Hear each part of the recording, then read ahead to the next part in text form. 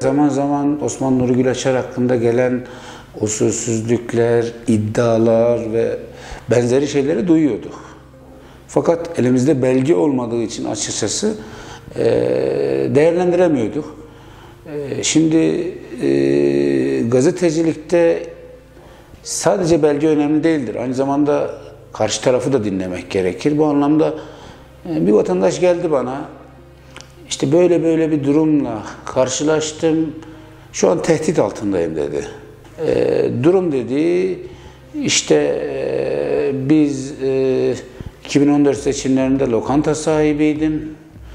Bir anlaşma yaptım. Seçim çalışmalarında, seçim bürolarında görevli, sandıklarda görevli insanlara yemekleri ben veriyorum. Teklif istediler benden, ben de teklif verdim, anlaştık. Yemek vermeye başladık. Sonrasında baya bir hesap birikince biz para istedik. Bunun karşılığında muhatabımız Osman Nuri Gülaçar'dı. Osman Nuri Gülaçar bize İpek Yolu Belediyesi'nin bu parayı ödeyeceğini, İpek Yolu ilçe başkanının, AK Parti İpek Yolu ilçe başkanının parayı ödeyeceğini söyledi. Biz de oraya tabii 10 bin liralık bir fatura kestik, ön ödeme alalım diye. O ödeme yapılsaydı sonrasında meblağ 92 bin liraydı. Biz 82 bin liralık daha fatura kesecektik. Fakat şöyle bir sıkıntı oldu. 10 bin lira ödenmeyince biz 82 bin liralık faturayı kesemedik. Fakat sonrasında diyalogumuz devam etti. Bu parayı ödemeleri noktasında ne İpek Yolu ilçe, ne Osman Nuri Gülaçar, ne İl Başkanlığı, ne de o dönemde Eskişehir'den gelen, aynı zamanda burada seçim koordinasyon, il seçim koordinasyon merkezini yürüten kişiler bu parayı ödemediler. Sonrasında bu parayı alamayınca ben iflas ettim. Devretmek zorunda kaldım iş yerimi, borçlarımı ödeyebilmek için. Bir taraftan da alacağımın peşine düştüm. Osman Nuri Gülaçar'la döneminde görev yapan AK Partili yetkililerle irtibata geçtim. Parayı almaya çalıştım fakat yok.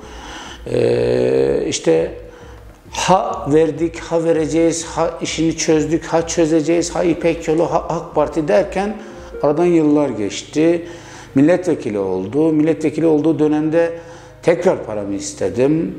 Fakat yine aynı şekilde işte son pandemiden önce paranın yerine sana iş ayarlayacağız denildi. Onu bekledik. Yani oldukça kötü duruma düştüğünü belirtiyor. Yani iş yeri gitmiş, iflas etmiş, parası yok, evini geçindirecek durumda değil. En son işte ya ne yaptınız, benim paramı verecek misiniz, vermeyecek misiniz boyutunda iş de ayarlamadınız, paramı da vermediniz boyutunda görüşmelere girince direkt milletvekili WhatsApp sayfasından işte pandemi öncesi dönemden bahsediyorum. Sabret, senin işini halledeceğiz. Şu anda personel alımları yok pandemi dolayısıyla, senin işini halledeceğiz gibi ibareler kullanmış. Sonrasında biraz daha vatandaş ısrar edince nereye gidersen git. Nereye gidersen git, yani açık bir şekilde hakimi bizde, savcısı bizde, devleti bizde, hiç kimse seni kaylı almaz, seni dinlemez mantığıyla. Tabii ben bunları teyit etmek amacıyla önce vatandaşın elindeki belgelere baktım. Yani WhatsApp görüşmeleri, ayrıca o 10 bin lira fatura kestim dediği belgeleri gördüm. Fatura kesmiş İpek Yolu ilçe başkanlığına, AK Parti İpek Yolu ilçe başkanlığına, fakat ödeme yapılmamış ama maliye bunun vergisini vatandaştan tahsil etmiş. Sonrasında WhatsApp görüşmelerini aldım ve ben bir de güvenceye almak adına 10 santim mesafeden kendi eliyle ses kaydını aldım bu vatandaşın. Ve ben bunun üzerine Gülaçar'la irtibata geçtim. Gazeteciliğin ilkesidir. Her iki tarafa da sormak gerekir.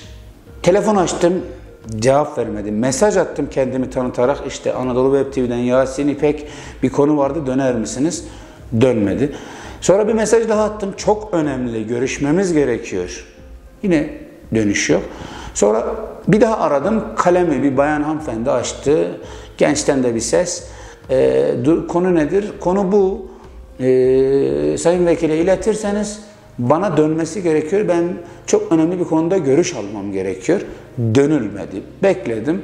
Sonrasında bu yapılan işin anayasal karşılığı nedir? Onu araştırdım. Ben 9 saat bu yazı üzerinde uğraştım.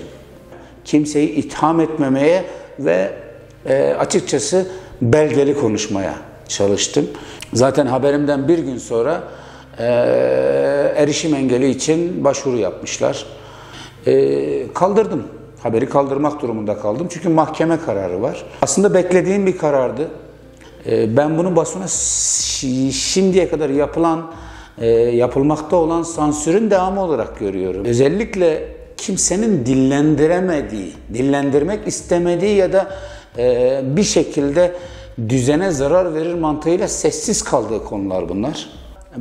Ben haberi kaldırdıktan sonra onu bekliyorlarmış. Bir de iftira suçlamasıyla 267'den, TCK 267'den yargılanma talebiyle dava açılmış. İfademizi verdik. Olanı bir tane olduğu gibi aktardım ama ben haberi yaptıktan bir gün sonra zaten EG olarak tam adını vermediğim kişiyi bir gün sonra haberin yayınlanmasından bir gün sonra asayiş aldı. Asayiş şube aldı. 3-4 saat ifadesini alıp bıraktı. Şu anda da aynı şekilde iddiaların arkasında ve ben gerekirse gelir savcının huzurunda sizin yapmış olduğunuz haberle alakalı ifademi veririm, şahit yazabilirsiniz derecesinde sağlam ve net duruyor. Osman Nuri Gülaçar direkt irtibata geçmese bile AK Parti yönetimi haberin içeriğinde konu olan şahsı alıp biz sana gereken desteği vereceğiz. Eğer Osman Nuri Gülaçar ödemezse bu parayı biz ödeyeceğiz dediklerini de biliyorum. Hem il düzeyinde hem genel merkez düzeyinde AK Partilileri rahatsız etmiş. 2014 döneminde Büyükşehir Belediye Başkan adayıydı ve o dönemde yapılmış bir şey. İşte hakimi bizde, savcısı bizde, mahkemesi bizde imalarıyla vatandaşı korkutmaya dönük bir çalışma. Sonrasında zaten ödemeleri yapılmayınca iflas etti ve başkasına devretmek zorunda kaldı ve bu iş yeri yaklaşık 50 yıllık yani Van'ın köklü iş yerlerinden.